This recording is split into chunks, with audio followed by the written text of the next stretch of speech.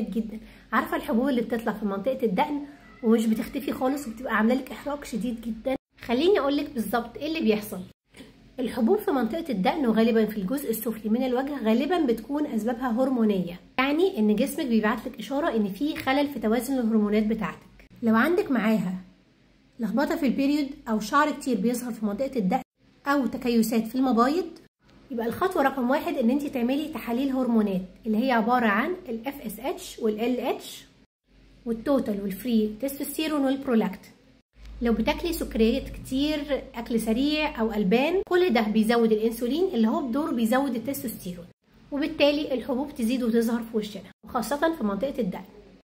العلاج بيبدا من الداخل، ان انت تظبطي اكلك، تعملي صيام متقطع، تقللي السكريات والالبان، تاخدي مضادات للالتهاب زي الزنك او مضاد للبكتيريا موضعي زي البنزويل بيروكسيد 5%. ولو الحاله شديده قوي مهم ان انت تاخدي دواء ينظم الهرمونات زي السبايرونولاكتون او حبوب معنى للحمل، ودي لازم تكون بمتابعه دقيقه جدا في العياده مع الدكتور، وغسول مناسب للبشره الدهنيه زي حمض الساليسيليك ومرطب خفيف، وواقي شمس خالي من الزيوت، والبشره هتتحسن بالتدريج بس لازم نصبر.